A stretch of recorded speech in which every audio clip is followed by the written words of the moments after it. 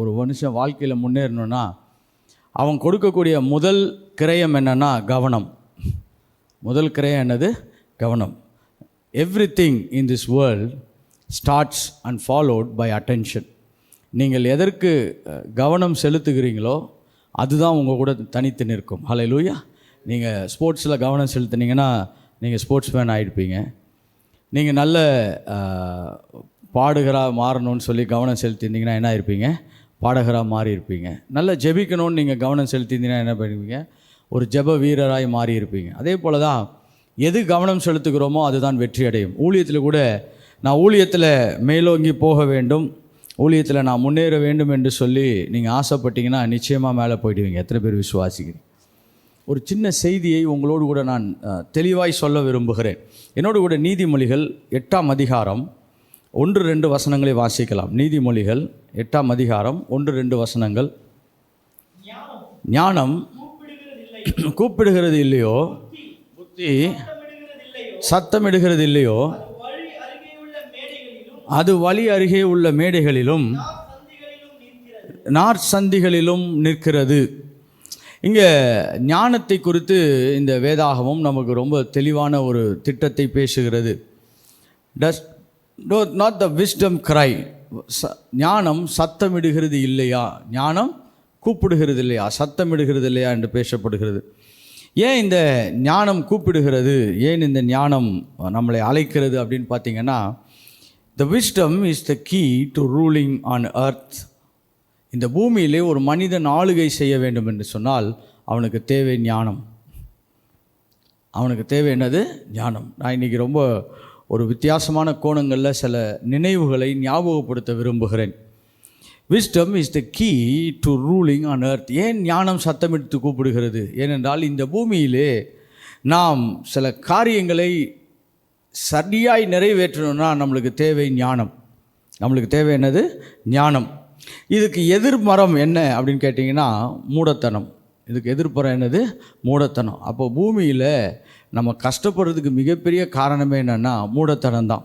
Foolishness is the mystery behind hardship on the earth. ஞானம் இருக்கிறவன் அவன் சௌகரியமாக இருக்கிறான். மதியினன் மூடன் பூமியிலே கஷ்டப்படுகிறான். ஓகே, இதுதான் இன்றைக்கி நான் பேச இருக்கிற தலைப்பு. இப்போ நம்ம கூட ஊழியத்தில் பல ஆண்டுகள் கடந்து போய் கூட சில பேர் கஷ்டப்படுகிறதை நான் தொடர்ந்து பார்க்கிறேன். இப்போ இதுக்கெல்லாம் கர்த்தர் காரணமானு கேட்டிங்கன்னா நிச்சயமாக அவர் காரணம் கிடையாது. ஆனால் அவர் ஒரு கோட்பாடுகளுக்கு உட்பட்டவர். ஞானமுள்ளவன் இந்த பூமியை ஆளுகிறான், மதியினன் மூடன் இந்த பூமியிலே கஷ்டப்படுகிறான். அதுதான் இதனுடைய திட்டமே ஒழிய. ஏன்னா நம்ம சில வேளையில் இந்த ஜெபம் பண்ணும் பொழுது பார்த்திங்கன்னா நம்ம ரொம்ப ஆவிக்குரிய மண்டலத்தில் ரொம்ப அதிகமான ஊடுருவுக்குள்ளே போயிடுவோம். கர்த்தர் என்ன நினைக்கிறாரோ அது நடக்கும் பிரதர். கரெக்ட். ஒரு சில இடங்களை நான் நிச்சயமாய் அதை ஏற்றுக்கொள்ளுகிறேன். ஒரு சிலதெல்லாம் கர்த்தர் நினைச்சாதான் நடக்கும். ஆனால் பல காரியங்கள் இந்த பூமியிலே நம் ஞானத்தினால் நிறைவேற்றப்படும்படி தேவன் வைத்திருக்கிறார். ஹல்லேலூயா. பல காரியங்கள் அதை தான் நான் இன்றைக்கி கொஞ்சம் உங்களுக்கு நான் சொல்ல விரும்புகிறேன். ஏன்னா இதை ஒழுங்காக கொஞ்சம் நம்ம நல்லா புரிஞ்சுக்கிட்டோன்னா வாழ்க்கையில் பல கோலங்களிலே நாம் ஜெயிப்பதற்கு கர்த்தர் பயங்கரமான பலனை நமக்கு கொடுக்கிறவராக இருக்கிறார். அப்போ இந்த தெய்வீக திட்டத்தில் ஒரு முக்கியமான திட்டம் என்னன்னா, தேவனுடைய தீர்மானங்களை சரியாய் புரியாதவர்கள் அவர்கள் ஜெயித்து வாழ முடியாது. சரி, 15ஆம் வசனத்தை வாசிக்கலாம். நீதிமொழிகள் 8ஆம் அதிகாரம். என்னாலே ராஜாக்கள் என்ன பண்ணுறாங்க? இப்போ எதனால ராஜாக்கள் அரசாள்றாங்க? பணம், காசு, அழகு, சௌந்தரியம். ஒரு இதை தான் நம்ம பெருசாக யோசிக்கிறோம். ஒருத்தன் பூமியில் ஆளுகை செய்யணும்னா அவனுக்கு என்ன தேவைன்னு நினைக்கிறோம்? பணம். நம்மளுடைய மைண்டில் ஃபஸ்ட்டு பணம் தான். கரெக்டாக? அது இயல்பு. அது அப்படி நீங்கள் யோசிக்கலைன்னா நம்ம டாக்டரை செக் பண்ணணும். ஓகே, அது கரெக்ட். அது யோசிக்கிறோம், இயல்பானது. ஆனால் வேதாகமம் என்ன சொல்லுகிறது? என்னாலே அப்படின்றால் ஞானத்தினாலே தான் ராஜாக்கள் என்ன பண்ணுகிறார்கள்? அரசாளுகிறார்கள். To administer, to govern or to rule anything you need wisdom. You need wisdom. அப்போ ரொம்ப தெளிவாக சொல்லிட்டாரு. இப்போ என்னால் தான் எல்லாமே நடக்குதுன்றாங்க. ஞானத்தினாலே தான் சகலமும் என்ன பண்ணப்படுகிறது? நேர்த்தியாய் நடக்கப்படுகிறது. அதனால தான் நம்ம இந்த பூமியில் இந்த ஞானத்தை உடைய ஆவிக்குரிய தலைவர்களாய் நாம் மாற அழைக்கப்பட்டிருக்கிறோம். நீங்களாம் மாணவர்கள்னு நான் உங்களை சொல்ல விரும்பலை. ஏன்னா நீங்கள் அந்த கட்டத்தெல்லாம் தாண்டி வேற எங்கேயோ போயிட்டீங்க. ஆவிக்குரிய தலைவர்களாக இருக்கிறீர்கள், ஆவிக்குரிய முதிர்ந்த மூத்த ஊழியக்காரர்களாக வேறு இருக்கிறீங்க. அதனால் இது வந்து பைபிள் காலேஜ், பைபிள் கிளாஸாக இருந்தாலும் according to the principles student, but அதன்படி நான் உங்களை பார்க்கல. நீங்களாம் மூத்த ஊழியக்காரர்கள், அநேக மாற்றங்களை பூமியில் ஏற்படுத்தும்படியாக தேவன் நம்மளை தயார் செய்கிற இடம். ஹல்லேலூயா. இது வந்து இன்டென்சிவ் ட்ரைனிங் ப்ரோக்ராம் தான் சொல்லணும்.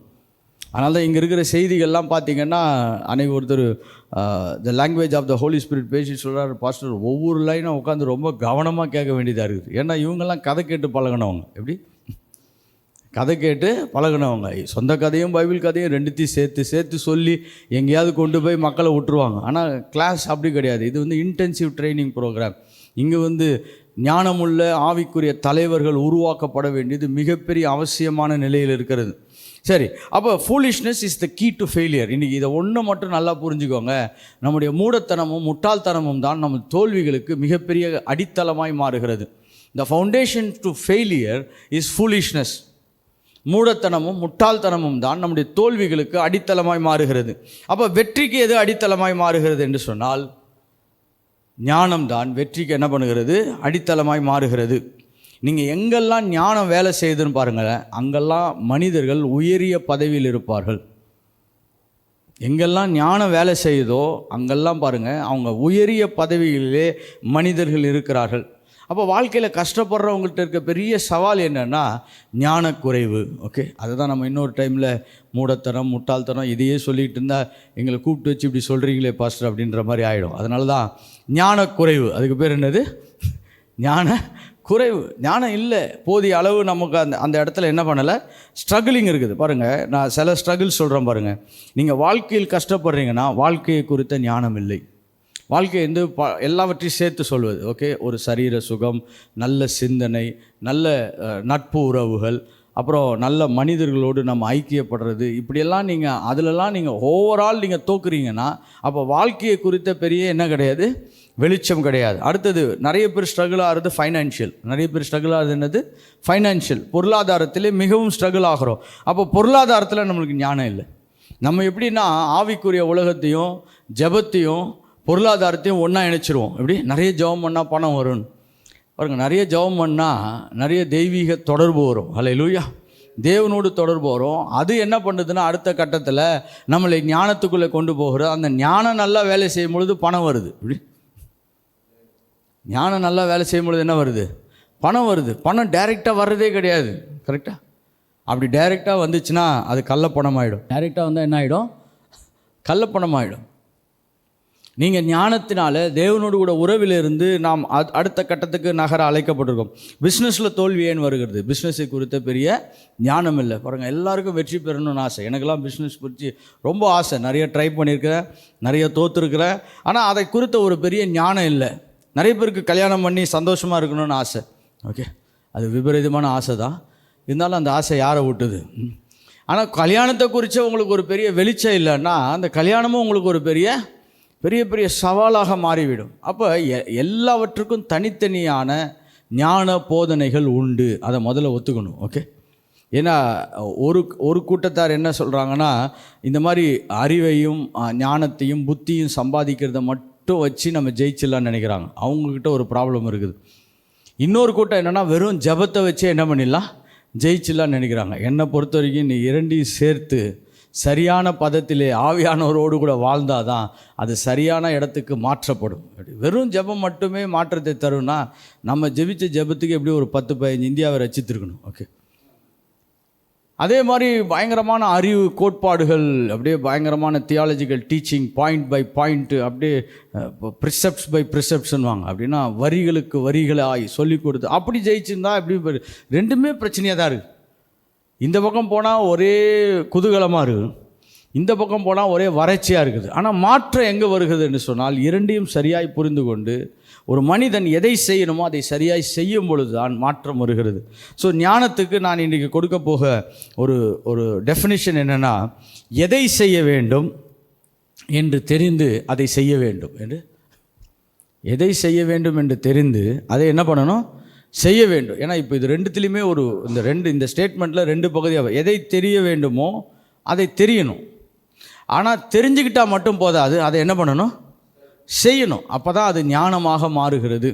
ஏன்னா இன்றைக்கி நம்ம பூமியில் நிறைய தெரிந்து கொள்ளக்கூடிய ஒரு விஷயம் இருக்குது. யூடியூபாக இருந்தாலும் சரி, கான்ஃபரன்ஸாக இருந்தாலும் சரி, செமினாராக இருந்தாலும் சரி. மலேசியா தேசத்தில் பாருங்கள், முன்னாடிலாம் ஒரு 10-15 வருஷத்துக்கு முன்னாடிலாம் பார்த்திங்கன்னா வருஷத்துக்கு 1-2 கான்ஃபரன்ஸ் தான் நடக்கும். இப்போ வாரத்துக்கு 2 கான்ஃபரன்ஸ் நடக்குது. எப்படி? அப்போ அவ்வளோ தகவல்கள் அங்கு கடத்தப்படுகிறது. ஏன்னா எங்கூட இருந்த பாஸ்டர் சொல்கிறார், ஐயா போன வாரம் தான் ஒரு கான்ஃபரன்ஸ் போனேன், இந்த வாரம் என்னை திருப்பி கான்ஃபரன்ஸ் கூப்பிட்றாங்க, அப்போ நான் எப்போ தான் ஊழியம் செய்கிறது? அப்படி அந்த அளவுக்கு மாறி இருக்குது மலேசிய தேசத்தில். இந்தியாவில் ரொம்ப வருஷத்துக்கு முன்னாடியே மாறிடுச்சு. நீங்கள் காலையில் பை எடுத்துக்கின்னு அப்படியே பைக் எடுத்துன்னு கொஞ்சம் தூரம் போனீங்கன்னா எங்கேயாவது ஒரு மீட்டிங் நடக்கும். அப்படியே டயர்டாகி அந்த பக்கம் லெஃப்ட் ரைட்டு போனீங்கன்னா அங்கே எங்கேயாவது ஒரு மீட்டிங் நடக்கும். ஸோ நம்ம உயரிய லெவலில் போயிட்டோம், அவங்க இன்னும் இப்போ தான் போயின்னு இருக்கிறாங்க. எங்கே போனாலும் கருத்து பரிமாற்றப்பட்டு கொண்டு தான் இருக்குது. எந்த மீட்டிங்குமே தப்பான மீட்டிங்னு நான் சொல்கிறதுக்கு எனக்கு உரிமை கிடையாது. ஆனால் நிறைய தகவல்கள் சொல்லப்பட்டு கொண்டே இருக்குது. கரெக்டாக நிறைய we have lot of information. என்ன செய்யணும், ஊழியத்தை வளர்க்கணுமா, நீ ஜெயிக்கணுமா, நீ நீ நீ முன்னேறணுமா அப்படி சொல்லி தகவல்கள் வந்து கொண்டே தான் இருக்குது. ஆனால் பிரச்சனை எங்கே இருக்குது தெரியுமா? அதை சரியானதை தெரிந்து நாம் செய்யாத பொழுது தான் தோல்விகள் வருகிறது. அதனால தான் எதை தெரிய வேண்டுமோ அதை சரியாய் தெரிந்து அதை செய்கிறவளாய் மாறும்பொழுது தான் அது ஞானமாய் மாறுகிறது. ஆனால் இன்றைக்கி பூமியில் இருக்கக்கூடிய மிகப்பெரிய பிரச்சனை என்னென்னா, we are informed fools. Okay, இங்கிலீஷில் சொல்லிட்டேன், நாம் தகவல் தெரிந்த முட்டாள்கள். இப்படி ரொம்ப கஷ்டமானது இது. கிளாஸ் நீங்கள் எல்லாம் உள்ளே வந்துட்டீங்க, இப்போ வெளியே போக முடியாது. Okay, we are informed fools. நம்மளுக்கு எல்லாமே, நீங்கள் எந்த சப்ஜெக்ட் வேணால் பேசுங்களேன். பாருங்கள், இந்த பூமியில் ஒரு சயின்டிஸ்ட்டை போய் பேசினீங்கன்னா அவன் சொல்லுவான், எனக்கு தெரியாது சார், இது வேறு யார்கிட்டே போய் கேளுங்கன்றான். கரெக்டாக? சப்போஸ் அவன் ஒரு ஆயில் அண்ட் கேஸ் இண்டஸ்ட்ரியில் இருக்கான்னு வச்சுக்கோங்களேன், அவனை போய் பெட்ரோலியம் அது இதுன்னு கேட்டிங்கன்னா பதில் சொல்லுவான். ஆனால் அவன்கிட்ட போய் ஏர்க்ராஃப்ட் பற்றி பேசினா இது என் டிபார்ட்மெண்ட் இல்லை, நீங்கள் என்ன பண்ணுங்கள் வேறு ஆள் இருக்கிற. ஆனால் நீங்கள் ஒரு பாஸ்டர்கிட்ட போயிட்டு என்ன கேள்வி வேணாலும் கேளுங்களேன், அதுக்கு அவர் 100% பதில் வச்சுருப்பார். இப்படி அது எப்படி தான் வச்சுருக்கிறாங்கன்னு எனக்கே தெரியல. அதுதான் நம்ம என்னென்னா எல்லா தகவல்களையும் என்ன பண்ணுவோம், நம்ம தெரிந்து வைத்திருப்போம், இன்ஃபார்ம்டு. பட் வெற்றிகரமான காரியங்கள் இருக்குதா? இல்லை.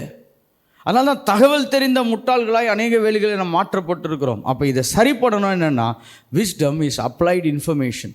ஞானம் என்பது தெரிந்த சரியான தகவல்களை நாம் நேர்த்தியாக செயல்படுத்துவது. அப்ளை. எதை செய்கிறோம், எதை என்ன பண்ணுகிறோம், செய்கிறோம் என்பதில் தான் அவைகள் அமைந்திருக்கிறது. ஸோ முதல்ல இந்த ஞானத்துக்கான சில தகவல்களில் 1-2 இன்றைக்கி நான் உங்களுக்கு சொல்லி நம்ம கொஞ்ச நேரம் ஜெபிக்க போகிறோம். ஏன்னா எனக்கு ரொம்ப பெரிய ஆசை என்னென்னா, வந்த ஒவ்வொருவரும் ஒரு பெரிய மாற்றத்துக்குள்ளாக கடந்து செல்ல வேண்டும். ஹல்லேலூயா. நம்ம எல்லோரும் பாருங்கள், பூமியில் நிறைய பேர் சொல்லுவாங்க, அவர் கார் வாங்கினார், வீடு வாங்கினார்.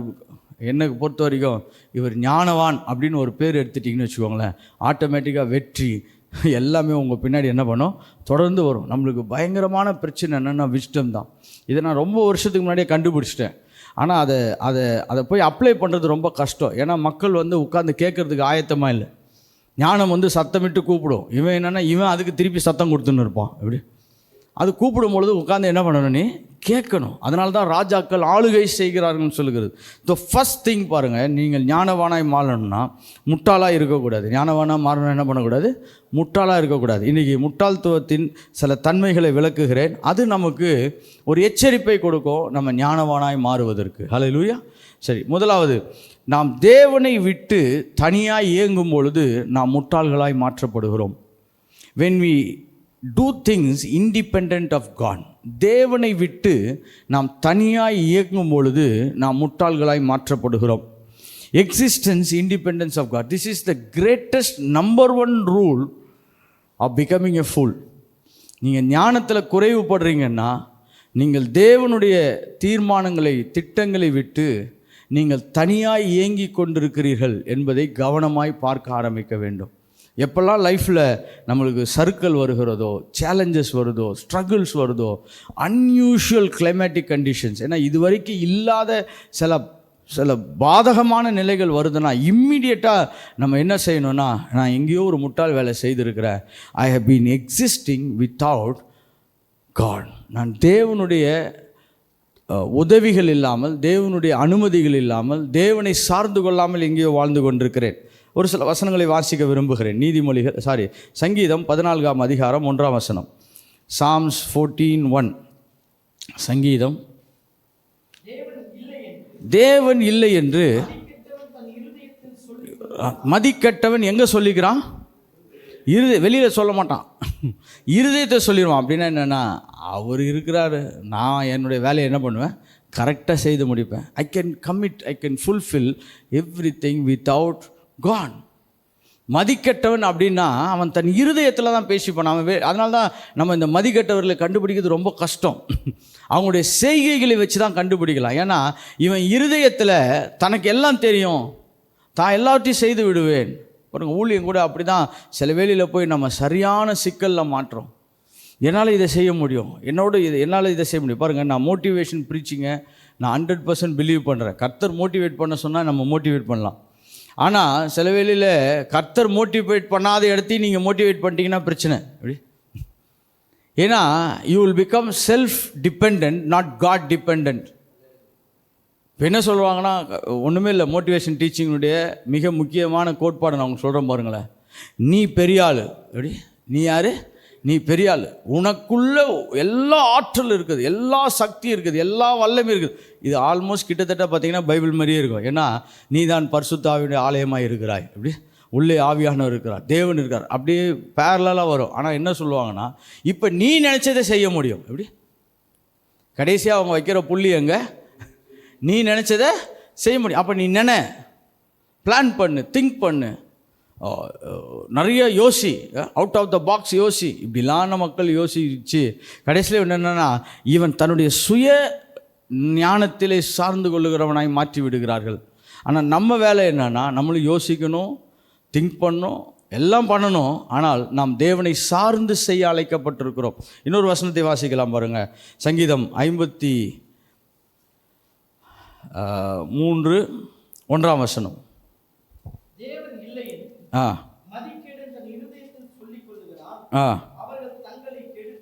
அவர்கள் தங்களை கெடுத்து அருவருப்பான அக்கிரமங்களை என்ன பண்ணுகிறார்கள்? செய்து. எப்போ ஒரு மனுஷன் தேவன் தன் பக்கமாகவும் தன்னுடைய திட்டமாகவும் தன் சார்பாகவும் இல்லைன்னு சொன்னீங்கன்னா, இம்மிடியட்டாக அவன் செயல்கள்லாம் என்ன ஆகுறது? தேவனுக்கு அருவருப்பானவைகளாய் மாறிவிடுகிறது. இதுதான் நம்மளுக்கு இருக்கிற பெரிய பிரச்சனையே. We become independent of God. பாருங்க, இன்றைக்கி சர்ச்சு நடத்தணும் அப்படின்னா ஒரு 10-15 விஷயம் தெரிஞ்சால் போதும் பாருங்கள், சர்ச்சு நடத்திடலாம். ஆனால் அதில் தேவன் சார்ந்து நாம் செய்கிறோமா? ஊழியம் கூட அப்படி தான் பாருங்கள். அதை தேவனை சார்ந்து செய்கிறோமா? அதை தேவன் அனுமதித்து செய்கிறோமா? அப்படி இல்லாட்டி அது ஞானம் கிடையாது. ரொம்ப ரொம்ப கேர்ஃபுல்லாக இருக்கும்படியாக கர்த்தர் சொல்கிறாரு.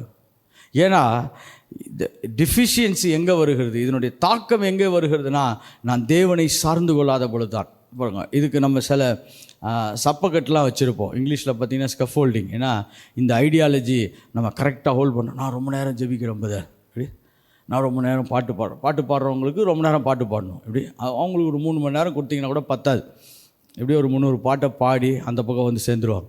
நிறைய ஜெபிக்கிறவங்களுக்கு பார்த்திங்கன்னா அவங்களுக்கு ஒரு 300 பாயிண்ட் வச்சுப்பாங்க, நல்லா ஜெபிப்பாங்க. ஓகே, இதெல்லாம் செய்கிறதுனால நாங்கள் வந்து ஆவிக்குரியவர்கள். ஒரு சிலர் இருக்காங்க, பைபிள் மட்டும்தான் நான் படிப்பேன், வேறு எதையுமே படிக்க மாட்டேன், எனக்கு அப்படி சில ஆள்லாம் தெரியும். பட் இதெல்லாமே ஸ்பிரிச்சுவல் ஆக்டிவிட்டி. இதெல்லாமே என்னது? ஆவிக்குரிய கிரியைகள்.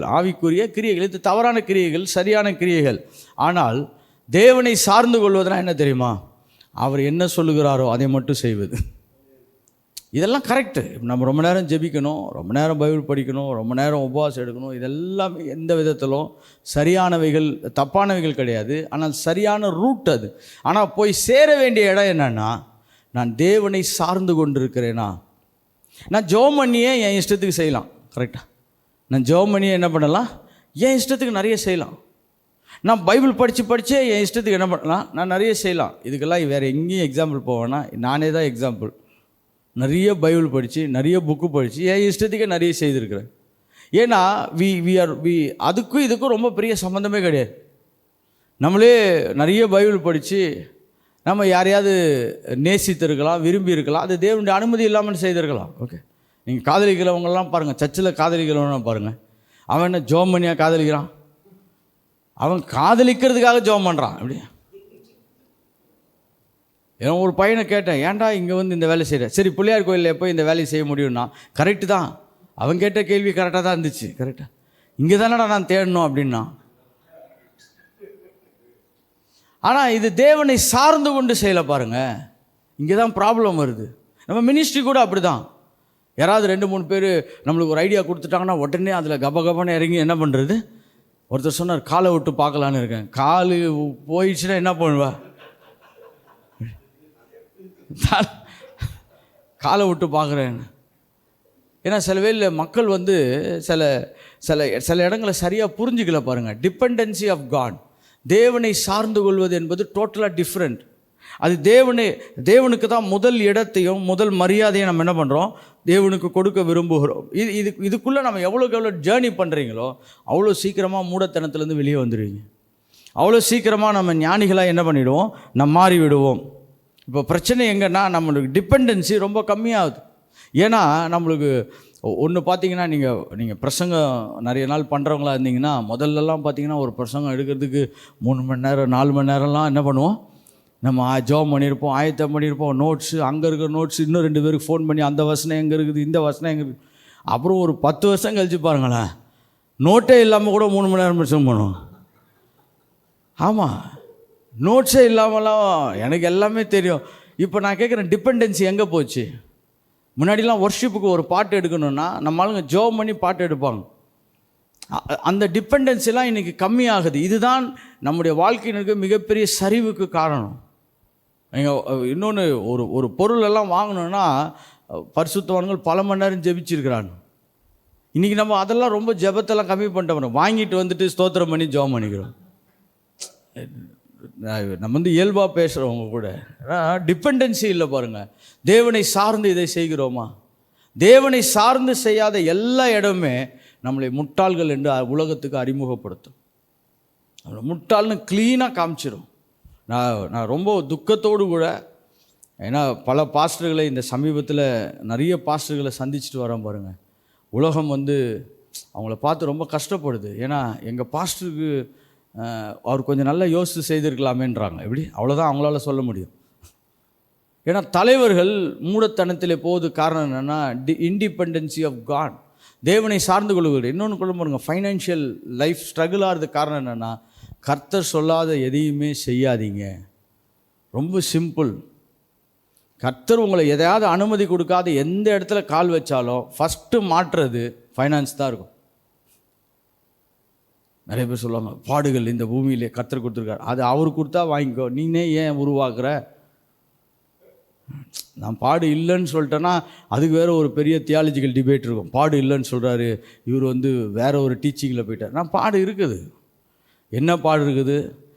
நீங்கள் பில்டிங் கட்டிங்கன்னா பெருக்கணும், கரண்ட்டு பில்லு கட்டணும், பெயிண்ட் அடிக்கணும், அந்த பாடெலாம் இருக்குது. கரெக்டாக குடும்பம் பண்ணிங்கன்னா காய்கறி கடைக்கு போகணும், மீன் கடைக்கு போகணும், இந்த பாடெல்லாம் இருக்குது.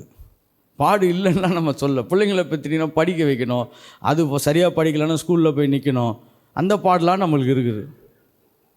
ஆனால் தேவையில்லாத பாடுகள்லாம் நம்ம போய் பட்டுட்டு என்ன சொல்கிறோன்னா, அது கர்த்தர் செய்தார். கர்த்தர் இந்த வேலைக்கே வர்றது கிடையாது. அவர் லீவ் விட்டு போய் ரொம்ப நாள் ஆயிடுச்சு. அவர் என்ன வேலை செய்கிறாருன்னா, நீ ஞானமாக இருன்னு நம்மளுக்கு என்ன பண்ணுறாரு, நல்ல அறிவுரையும் ஆலோசனையும் கொடுக்கக்கூடிய இடத்துக்கு நம்மளை நகர்த்துகிறார். நம்ம ஃபைனான்ஷியல் ஸ்ட்ரகிள்ஸுக்கு பெரிய காரணம் நான் கண்டுபிடிச்சேன் பாருங்கள், பிசாசே கிடையாது. நிறைய பேர் சொல்லுவாங்க பிசாசு பணத்தை திருடிட்டான், அவன் மூளையை திருடிட்டானா அது கூட எல்லாம் சேர்ந்து போயிடும். வேறு எதையுமே அவன் திருட வேண்டிய அவசியமே கிடையாது. கரெக்டாக?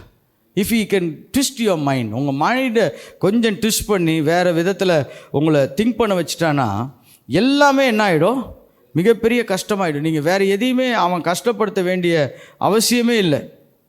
அதனால தான் சொல்லுது பாருங்கள், ஓசியா 4ஆம் அதிகாரம் 6ஆம் வசனம், என் ஜனங்கள் அறிவில்லாமையினால் என்ன பண்ணுறாங்க, சங்காரமாகிறார்கள். ஜபம் இல்லாமையினால் சொல்லலை. I am not against prayer, but when you give more important to prayer and you don't have knowledge, then it's a problem. நிறைய ஜபம் பண்ணி நீங்கள் அறிவை சம்பாதிக்காமல் போயிட்டீங்கன்னா, ஞானத்தை செயல்படுத்தாமல் போயிட்டீங்கன்னா அது பிரச்சனையாகுது. அப்புறம் என்ன சொல்லுவாங்கன்னா, இவ்வளோ ஜபம் பண்ணி என்ன நடந்துச்சு? ஏன்னா நீங்கள் ஜப விரக்தியாளர்களை கேட்டிங்கன்னு வச்சுக்கோங்களேன், நம்மளுக்கு ஜபம் பண்ணுற ஆசையே போயிடும். நான் அப்படி சில பேரெல்லாம் சந்திச்சுட்டு வந்திருக்கிறேன். இப்படி பூமியில் சில பேர் சந்திக்கிறேன். அன்பு ஜபம்லாம் வேணாம், அன்பு விடுங்க அன்பு அப்படின்னு. அவர் என்ன நினைக்கிறாரோ அவர் செய்வார். என்னென்னா இப்போ ஃபுல்லாக அவர் மேலே பிரச்சனையை போட்டுறாரு. ஆனால் இவர் தான் பிரச்சனை. இவர் தான் யார் பிரச்சனை? நிறைய பேர் ஜபம் பண்ணி விரக்தியானவங்களாக இருக்கிறாங்க. நிறைய இன்றைக்கி ஜெப வீரர்களாக பின்னான நிலைக்கு தள்ளப்பட்டு விட, பேக் ஸ்லைடிங்னு சொல்கிறோம் பாருங்கள், அங்கே இடத்துக்கு போயிட்டாங்க. ஏன்னா ஜெபம் பண்ணி உங்களுக்கு ஞானமான காரியங்கள் வெளிப்படலைன்னா நீங்கள் பூமியில் வெற்றிகரமான வாழ்க்கை என்ன பண்ண முடியாது, வாழ முடியாது. உங்களை 10 பேர் ஃபாலோ பண்ண மாட்டான். பாருங்கள், ஒரு லீடராகவோ ஒரு தலைவனாகவோ ஒரு ஊழியக்காரனாக நீங்கள் மாறணும்னா ரொம்ப சிம்பிள். பாருங்கள், உங்களை 10 பேர் ஃபாலோ பண்ணணும். எப்படி உங்களை எத்தனை பேர் ஃபாலோ பண்ணணும், எத்தனை பேர் ஃபாலோ பண்ணுறாங்க? ஃபஸ்ட்டு எங்கள் சர்ச்சுக்கு நிறைய பேர் வராங்க. அவன் கடவுளுக்கு பயந்து வரான், ஒன்றை ஃபாலோ பண்ணணுன்னு வரல. அவன் எதுக்கு வரான்னா, இந்த ஆள் மாதிரி இருக்கக்கூடாதுறான்னு கண்டுபிடிக்கிறதுக்கு வர்றான். அவன் வெளியே போய் சொல்லிடாதீங்க. உங்களை 10 பேர் ஃபாலோ பண்ணால் தான் நீங்கள் குவாலிட்டியான லீடர். உங்களை பார்த்து சொல்லணும், என் பாஸ்டர் மாதிரி இருக்கணும், என் பாஸ்டர் மாதிரி செய்யணும். ஏன்னா அப்போ தான் ஞானம் வெளிப்படுகிறதுன்னு அர்த்தம். ஞானம் என்ன பண்ணுகிறது, வேலை செய்கிறது. இன்றைக்கி நம்ம பிரசங்க கலையில் ரொம்ப முன்னேறிட்டோம். அழகான பிரசங்கம், கோர்வையான பிரசங்கம். சில பேர்லாம் பிரசங்கம் பண்ணால் அந்த தமிழ் அப்படியே ததும்புது, அப்படியே அழகாக இருக்குது. வாழ்க்கை மொத்தமாக கோணலில் இருக்குது. அதுதான் எனக்கு பிரச்சனையாக இருக்குது. ஏன் இப்படி பேசி இப்படி இருக்குது லைஃபு? பாட்டு பாடினான்னு வச்சுக்கோங்க, அப்படியே வானமும் பூமியும் செதறுது. அந்த அளவுக்கு பாடுறான்னு. சரி, எங்கடா போச்சு பாஸ்டர், ரொம்ப பிரச்சனையாக இருக்குது, இது கட்ட முடியல, அதை கட்ட முடியல. எதுக்குடா இப்படி பாடினீங்க? அப்புறம் இவ்வளோ பாட்டு பாடி நம்மளுக்கு ஞானம் வரலன்னா பிரச்சனை.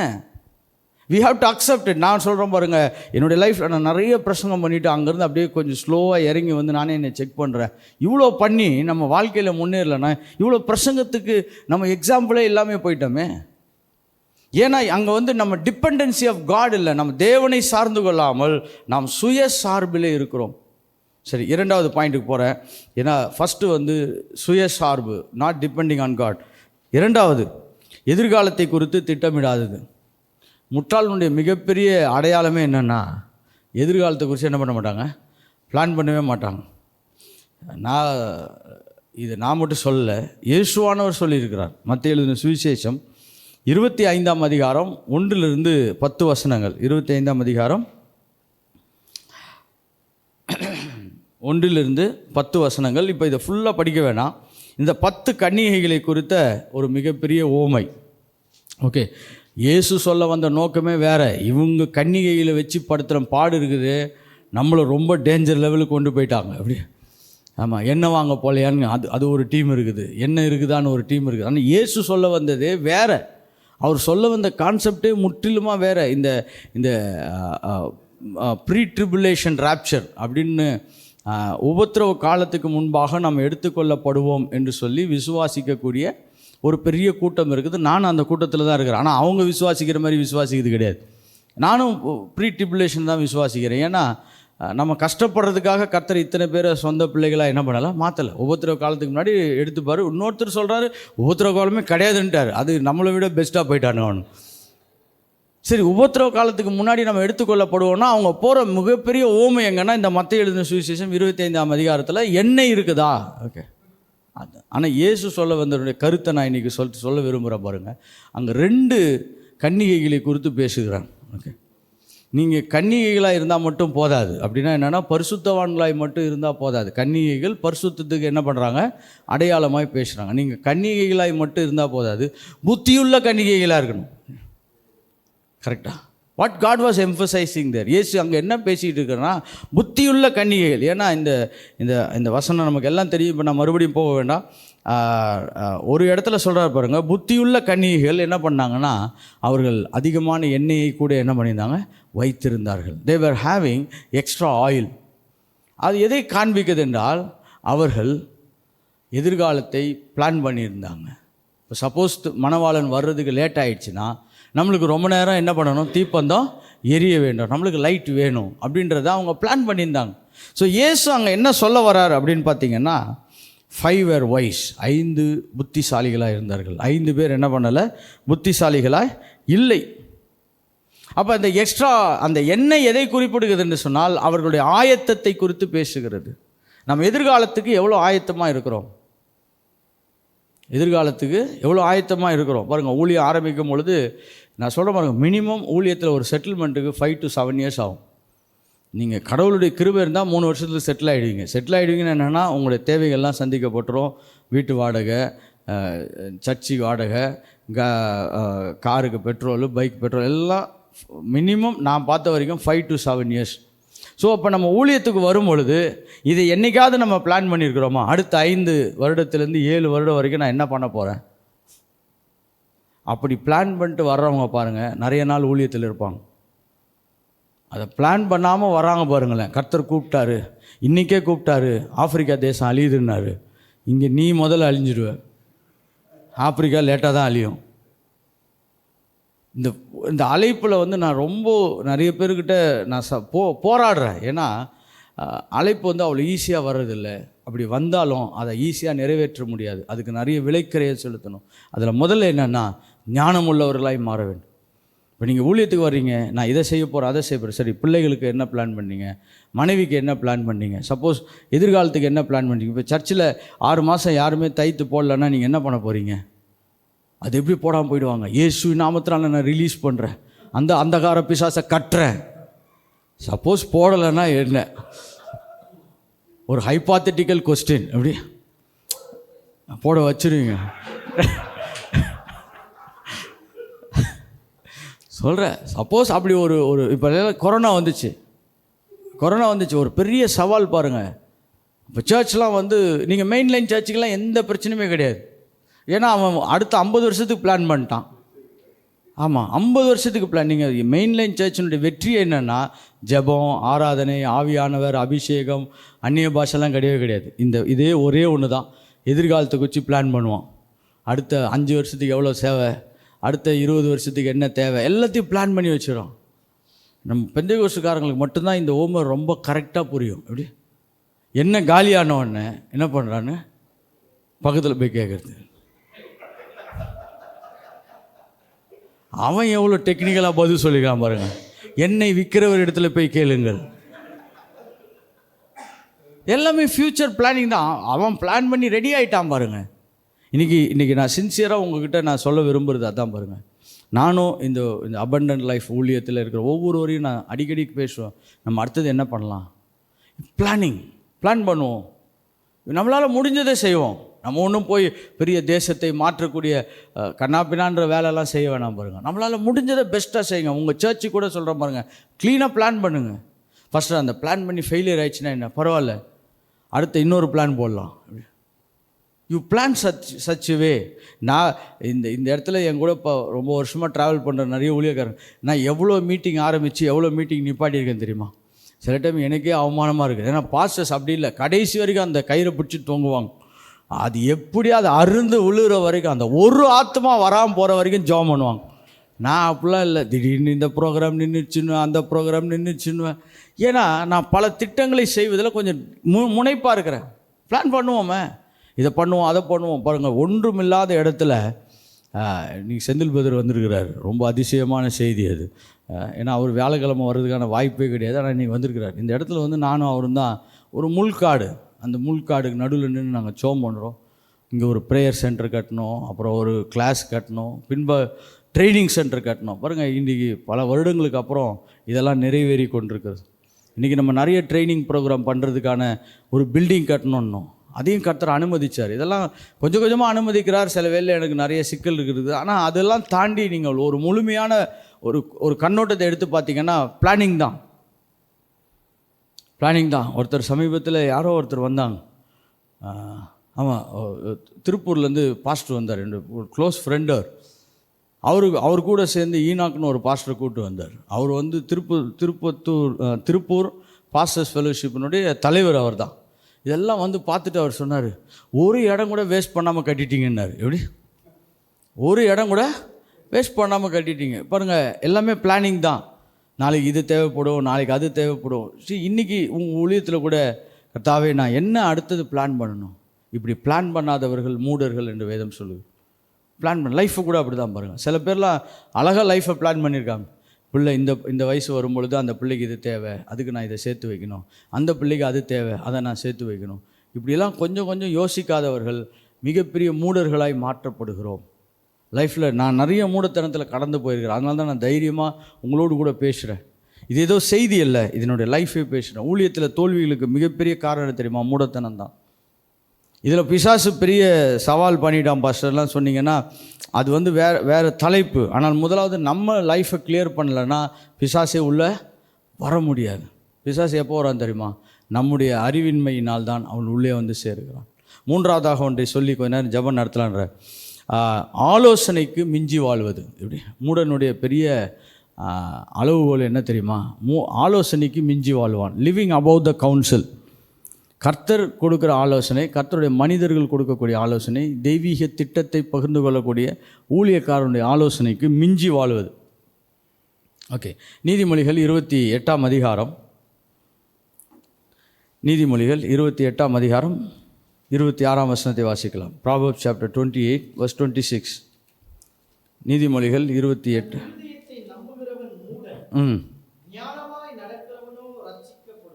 தன் இருதயத்தை நம்புகிறவன் என்னது? மூடன். He who trusts his own heart is a fool. எனக்கு தெரிஞ்சதெல்லாம் கரெக்டு பிரதர், நான் செய்கிறதெல்லாம் சரி அப்படின்னு நினைக்கிறான் பாருங்க. He is on the way to journey to become a fool. ஆனால் அறிவாளி என்ன பண்ணுவான்னா, தனக்கு இன்னொரு வசனத்தை வாசித்தலாம், அதுக்கப்புறம் அதை நான் விளக்க விரும்புகிறேன். நீதிமொழிகள் 12ஆம் அதிகாரம் 15ஆம் வசனம். அவன் பார்வைக்கு செம்மையாக இருக்கும், ஆலோசனைக்கு செவி கொடுக்கிறவனோ ஞானம் உள்ளவன். இங்கே க்ளீனாக சொல்லுது பாருங்கள், the way of a fool is right in his own eyes. நீங்கள் யார்ட்டையா போய் இதை ஏன் பிரதர் சரிங்கண்ணா, நான் செய்கிறதுலாம் கரெக்டு, இதை பற்றி நீங்கள் எதுவும் கண்டுக்காதீங்க, கடைசியாக பாருங்கள். எப்படி கடைசியாக பார்க்குறப்ப பிரதர் நான் இப்படி நினச்சா அப்படி ஆயிடுச்சுன்னா, they are always right in their own eyes. பாருங்கள், யாராவது ஒருத்தர் வந்து நமக்கு ஒரு சில ஆலோசனை கொடுக்குறாங்கன்னா, இங்கே அதை தான் சொல்கிறது பாருங்கள். ஞானவான் எப்படி இருக்கிறான்னா ஆலோசனைக்கு செவி கொடுக்குறான். யாராவது ஒருத்தர் உங்கள்கிட்ட வந்து, தம்பி நீங்கள் இப்படி செய்கிறது கொஞ்சம் இப்படி மாற்றி செய்தால் நல்லாயிருக்கும். நீங்கள் ஞானவான்களை பார்த்தீங்கன்னா அவங்க கட்டளையிட மாட்டாங்க, ஆலோசனை தான் கொடுப்பாங்க. நீங்கள் அப்படி கொடுக்கும் பொழுதே நீங்கள் அதை கேப்சர் பண்ணிக்கலாம். நீங்கள் வேறு ஆள் பார்த்தீங்கன்னா கட்டளை கொடுப்பாங்க, நீ அப்படி தான் செய்யணும், இப்படி தான் செய்யணும். அது வந்து ஞானிகளின் அழகு கிடையாது. ஞானிகள் எப்பயுமே ஆலோசனை கொடுப்பார்கள். எல்லோரும் சொல்லுங்கள், ஞானிகள் எப்பயுமே ஆலோசனை கொடுப்பாங்க. மெதுவாக சொல்லுவாங்க, நீங்கள் ஏன் இதை செய்யக்கூடாது, நீங்கள் இதை செய்தால் நல்லா இருக்குமே, உங்களுக்கிட்ட இந்த மாதிரி ஒரு செயல் இருக்குது, அதை பாருங்களேன், அதை கர்த்தர் நல்லா பண்ணுவார் அப்படி பாருங்கள். ஞானிகள் எப்பயுமே ஆலோசனை கொடுக்குறார்கள். ஞானிகள் எப்பயுமே என்ன பண்ணுறாங்க? ஆலோசனை கொடுக்குறாங்க. நம்ம பாருங்கள், அந்த ஆலோசனையை கேட்குறதே கிடையாது. Very dangerous area. இப்போ நான் வந்து ரொம்ப மனம் திரும்பிட்டேன். யாருக்காவது லைட்டாக சொல்லுவேன், அவங்க கேட்குற மாதிரி இல்லைன்னா நானே சப்ஜெக்டை மாற்றிடுவேன். இப்படி ஏன்னா இதுக்கப்புறம் அவங்களுக்கு சொல்லி என்ன கிடையாது, பிரயோஜனமே கிடையாது. ஒரு ஊழியக்காரரை நான் கூப்பிட்டு போய் உட்கார வச்சு நல்லா சாப்பாடெலாம் வாங்கி கொடுத்து, ஐயா நீங்கள் அடுத்தது என்ன பண்ணலான்னு இருக்கீங்கன்னு, ஐயா உங்கள் லைஃப் வேறையா என் லைஃப் வேறையா, அதனால் நீங்கள் எதுவும் சொல்கிற மாதிரிலாம் என்னால் செய்ய முடியாது நேரம், சரியா சாப்பிட்டு போகலாம் வாங்க, அவ்வளோதான். இன்றைக்கி வரைக்கும் அவருக்கு எந்த ஆலோசனையும் கொடுக்குறதும் கிடையாது, கொடுக்கவும் முடியாது. ஏன்னா தன்னுடைய பார்வையிலே தனக்கு எல்லாம் கரெக்டுன்னு நினைக்கிறவனை பார்த்தீங்கன்னா ரொம்ப கஷ்டம். That's one of the sign of a fools. நீங்கள் சில வேலையில் நான் பிரசங்கத்தை என்னோடய பிரசங்கத்தை நிறைய பேர் கிண்டல்லாம் பண்ணியிருக்கிறாங்க, நீங்கள் இப்படி பண்ணால் நல்லாயிருக்கும் அப்படி பண்ணால். ஆனால் எல்லாத்தையுமே நான் அப்சர்வ் பண்ணுறேன். ஏன்னா எனக்கு தெரியாததை அவர்கள் சொல்லுவார் என்றால் அது எனக்கு பிரயோஜனமாக இருக்கும். நான் ஒரு சிலருக்கெலாம் சொல்லியிருக்கேன், இவ்வளோ நேரம்லாம் பிரசங்கம் பண்ணாதீங்க, நம்மளாலேயே உட்காந்து கேட்க முடியாது. நீங்கள் ஒன்றுமே இல்லை, உங்கள் பிரசங்கம் 2 மணி நேரம் பண்ணிட்டு அதே பிரசங்கத்தை வீட்டில் போட்டு உட்காந்து ஒரே இடத்துல உட்காந்து கேட்டு பாருங்களேன். நீங்கள் எந்திரிச்சிலாம் போகக்கூடாது, போட்டு 2 மணி நேரம் அதே இடத்துல உட்காந்து உங்கள் பிரசங்கத்தை நீங்களே கேளுங்களேன், முடியாது. ஆனால் நம்ம இன்னொருத்தரை போட்டு என்ன சொல்லுவோம், நம்ம சொல்கிறோம், ஐயா 45 நிமிஷம் 1 hour தான் ஐயா அவனால் கேட்க முடியும்னா கேட்க மாட்டுறாங்க. அல்ல இப்போ சில ஒர்ஷிப் லீடர் இப்படி எழுப்பிட்டாங்க. ஒர்ஷிப் லீடர் முடிச்சோடனே இவங்க ஒரு 3/4 மணி நேரம் பாட்டு பாடுற. நம்ம என்ன கதா கால ஜபத்துக்காக வந்திருக்கிறோம்? அது எவ்வளோ பேர் ஆலோசனை சொல்கிறாங்க, பாடாதீங்க, இல்லை பாடினா தான் எனக்கு பிரசங்கம் வருது. அப்போ ஒழுங்காக போய் ஜோம் பண்ணு, 4 பாயிண்ட்டை வாங்கிட்டு வந்து சொல்லு. யாராவது ஒரு ஆலோசனை கொடுத்தா அது என்ன பண்ணுறது கிடையாது, கேட்குறது கிடையாது. ஸோ நீங்கள் பாருங்கள், அது வாழ்க்கையிலே பெரிய பிரம்மாண்டத்துக்குள்ளாய் கொண்டு போகாது. We living above the council. ஒருத்தர் ஆலோசனை கொடுக்குறாங்க. இன்னொரு டெக்னிக்கான ஒரு ஏரியா இருக்குது, ஆலோசனையை கேட்காமல் இருக்குது. கேட்டால் தானே பிரச்சனை, அது இதை விட ரொம்ப டேஞ்சர். நிறைய பேர் புது வெஞ்சர்ஸ், புது காரியங்கள் ஆரம்பிக்கும் பொழுது நமக்கு நல்ல ஆவிக்குரிய அனுபவம் மிக்க, இல்லாட்டி அந்த தொழிலில் அனுபவம் மிக்க மக்களிடத்தில் நம்ம ஆலோசனை கேட்பது நம்மளை அநேக உபத்திரவத்திலிருந்து நம்மளை காப்பாற்றும். இங்கே வந்திருக்கிற ஒவ்வொருக்கும் நான் தீர்க்க தரிசனமாய் சொல்கிறேன், நீங்கள் ஊழியத்தில் வெற்றி பெறணும்னா ஞானவான்களாய் மாறணும். எதை மாறணும்? ஞானவான்கள். பாருங்கள், நிறைய ஊழியக்காரங்க சில பேர்லாம் குறித்து என்கிட்ட நிறைய குறை சொல்லுவாங்க. அவர் சரியில்லை, இவர் சரியில்லை. அவர் சரியில்லையோ இல்லையோ, ஆனால் ஞானவானாக இருக்கிறார். அதனால தான் ஊழியத்தை செய்துன்னு இருக்கிறார். எப்படி செய்திருக்கிறாரு? ஞானவானாக இருக்கிறார். ஏன்னா they know what to do and they do it. அவர்கள் என்ன செய்ய வேண்டும் என்று தெரிந்து அதை செய்கிறார்கள். இந்த பிரச்சனை என்னென்னா, அநேக வேலைகளில் ஞானமற்றவர்களாய், ஞான குறைவு உள்ளவர்களாய், மூடர்களாய் மாறிவிடுகிறோம். வெறும் பண விஷயம் மட்டும் கிடையாது, உறவுகளில் கூட அப்படி தான். பாருங்கள், நான் ஒரு சிலருக்குலாம் நிறைய ஆலோசனை கொடுத்துருக்கேன். ஐயா, இவங்க கூடலாம் நீங்கள் பிரச்சனை பண்ணாதீங்க, இவங்களாம் கரெக்டான ஆளுங்கன்னா அவங்க கூட தான் ஃபஸ்ட்டு போய் பிரச்சனையை ஆரம்பிப்பாங்க. ஒரு சிலருக்கு சொல்லியிருக்கேன், நீங்கள் இந்த மாதிரி காணிக்கைலாம் எடுக்காதீங்க அப்படின்னா அந்த காணிக்கை தான் முதல்ல கேட்டுக்கு வாங்குவாங்க. It leads to biggest failures in life. ஏன்னா ஆலோசனை என்பது தேவன் நமக்கு கொடுத்த மிகப்பெரிய ஆசீர்வாதம் என்று நம்புகிறேன். அதுக்கப்புறம் பின்னாடி மக்கள் ரொம்ப யோசிப்பாங்க, ஐயோ இதெல்லாம் சொன்னாங்களே நம்ம கேட்கலையே, இதெல்லாம் நம்மளுக்கு சொல்ல சொன்னாங்களே கேட்கலையே. த ஹோலி கோஸ்ட், பரிசுத்த ஆவியானவர் ஆலோசனை கொடுக்கிறவர். யார் மூலமாக வேணால் கொடுக்கலாம், எப்போ வேணால் கொடுக்கலாம். ஆனால் அவர் கொடுக்கும் பொழுது கேட்குறோமா? நான் சொல்கிறேன், இந்த மாலை வேளையில் நாம் ஞானிகளாய் மாறும் பொழுது வேதனைகளுக்கு புறம்பாக இருக்கிறோம். ஹல்லேலூயா. we live a successful life. நீங்கள் கேட்கலாம், மினிஸ்ட்ரியில் சக்ஸஸ்லாம் தேவையில்லையா? I tell you, it's a satanic. எல்லாருமே வாழ்க்கையில் முன்னேற்றத்தை விரும்புகிறவர்கள். கரெக்டாக நம்ம ஒரு 10 பேரை வச்சுருக்கிறோம், ஒரு அட்லீஸ்ட் ஒரு ஃபியூ இயர்ஸ்லேயாவது அது ஒரு 25 பேராக மாறணும். ஒரு 25 பேரை வச்சுருக்கிறோம், கொஞ்ச நாட்கள்லையாவது என்ன பண்ணணும், அது ஒரு அடுத்த கட்டத்துக்கு நகர வேண்டும். பாருங்கள், இந்த ஊழியத்தில் கூட நான் கூட இருக்கிற நிறைய பேர்ட்டு சொல்லியிருக்கிறேன், நம்ம ஒரு ப்ரோக்ரெஸ் மோடில் இருக்கிறோம். ஏன்னா ஃபஸ்ட்டு லீடர்ஷிப் கிளாஸில் ஸ்டார்ட் பண்ணோம், அப்புறம் நைட் ப்ரேயர் வந்தோம், அப்புறம் கிளாஸுக்கு வந்தோம், அப்புறம் அங்கேருந்து இப்போ மிஷினரி ட்ரைனிங் ப்ரோக்ராம், ஒரு சின்ன சின்ன உயர்வுகளுக்குள்ள என்ன பண்ணுறோம், போயிட்டே இருக்கிறோம். இது ரொம்ப முக்கியம். இது எப்படி செய்கிறோம்? ஞானத்தினால் செய்கிறோம். ஹல்லேலூயா. நீங்கள் எதை ஜெபிக்கிறீங்களோ இல்லையோ, இன்னிலேருந்து ஞானத்துக்காக ஜெபம் பண்ணுங்க, அதிகமாக ஞானத்துக்காக ஜெபம் பண்ணுங்க. அநேக பிரச்சனைகளுக்கு நீங்களும் நானும் தூரமாக இருப்போம். ஹல்லேலூயா. அது ஊழியமாக இருந்தாலும் சரி, பொருளாதாரமாக இருந்தாலும் சரி, சரீர காரியங்களாக இருந்தாலும் சரி, குடும்ப காரியங்களாக இருந்தாலும் சரி. சிலர் ஊழியத்தில் ரொம்ப ஞானமாக இருப்பாங்க, ஆனால் குடும்பத்தில் ரொம்ப பிரச்சனையாக இருக்கும். நல்ல ஒரு அபிஷேகம் பண்ணப்பட்ட மனுஷன், ஆனால் அவருக்கு லைஃப்பில் எங்கேயோ ஒரு இடத்துல போய் என்ன பண்ணிட்டாரு, சரியான சவால்களுக்குள்ளே போயிட்டாங்க. ஸோ ஞானம் என்பது எல்லா இடத்துலையும் தேவைப்படுகிறது. ஒரு சிலர் பாருங்கள், நல்ல அபிஷேகம் பண்ணப்பட்டவங்க, ஆனால் பொருளாதாரத்தில் பயங்கரமான 0 லெவலில் இருப்பாங்க. அதனால் என்னென்னா எப்பயுமே அவங்களுக்கு கஷ்டம் ஒட்டி கொண்டே இருக்கும். பணம் வரும் போகும், பத்தாது, பணம் வரும் போகிறோம், பத்தாது, சாவர வரைக்கும் கடல்லேருந்து செத்துருவோம். அதெல்லாம் நீங்கள் எப்படி யோசித்து பார்ப்பீங்க? அந்த தம்பி நான் மீட் பண்ணி பேசும்பொழுது அவன் சொன்னான், எப்படி இருந்துச்சு தெரியுமாண்ணே எனக்கு லைஃப். பெரிய ஊழியக்காரர், உலகம் முழுதும் ட்ராவல் பண்ணியிருக்காரு, ஞானம் இல்லை. So we have a lot of areas to cover. வெறும் ப்ராஜெக்ட் மட்டும்தான் நம்ம யோசிக்கிறோம். இந்த மீட்டிங் எப்படி வெற்றிகரமாக நடத்துறது, இவ்வளோ பேரை வர வச்சிடணும், அவங்களுக்கு டீ கொடுத்துடணும், பண்ணு கொடுத்துடணும், கரெக்டாக இதை மட்டும்தான் நம்ம வெற்றி நினைக்கிறோம். இல்லை, வாழ்க்கை வெற்றி இருக்கிறது, குடும்ப வெற்றி இருக்கிறது, ஊழியத்தினுடைய வெற்றிகள் இருக்குது. பாருங்கள், ஊழியத்தினுடைய வெற்றி என்னென்னு அவங்களுக்கு ஒரு சின்ன லைனில் சொல்கிறேன் பாருங்கள். நீங்கள் திருப்தியாக இருப்பது தான் ஊழியத்தின் வெற்றி. எவ்வளோ பேரை சந்திச்சிங்கன்னு ரொம்ப முக்கியம் இல்லை, ஆனால் உங்கள் ஆவியில் ஒரு திருப்தி இருக்கிறதா? ஸோ அந்த இடத்துக்கு நகரணும்னா இது ஞானத்தால் மட்டும்தான் நம்ம என்ன பண்ணுகிறோம், நகருகிறோம். So avoid this 3 things. தேவனுக்கு சார்ந்து இல்லாமல் உங்களையே நீங்கள் சார்ந்திருப்பது, திட்டமிடாமல் வாழ்வது, 3வது ஆலோசனைக்கு தூரமாக இருப்பது. Try to combine this 3 things. இன்னும் நிறைய இருக்குது, அது அப்புறம் பார்க்கலாம், இன்னொரு வாட்டி சான்ஸ் கிடைச்சா. ஏன்னா கர்த்தருக்கு சித்தமான வர்ற கிளாஸு நம்ம மறுபடியும் will go into the language of the holy spirit. பரிசுத்த ஆவியான மொழிகளுக்குள்ளாக நம்ம கடந்து செல்ல விரும்புவோம். நீங்கள் முடிஞ்சால் அட்லீஸ்ட் ஒரு கிளாஸ், ஃபஸ்ட் கிளாஸ் கேட்டிங்கன்னா ரொம்ப நல்லாயிருக்கும். ஏன்னா நிறைய எக்ஸ்பிளைன் பண்ணியிருப்பேன் பரிசுத்த ஆவியானவர் எப்படி நம்ம கூட கம்யூனிகேட் பண்ணுறாரு. ஏன்னா இன்றைக்கி நான் இதை உங்களுக்கு சொல்லிக் கொடுத்தேன்னா நீங்கள் நல்லா புரிஞ்சுக்கிட்டிங்கன்னா நீங்கள் போய் இருக்கிற ஊழிய ஸ்தலங்களே நீங்கள் அதை செயல்படுத்த முடியும்.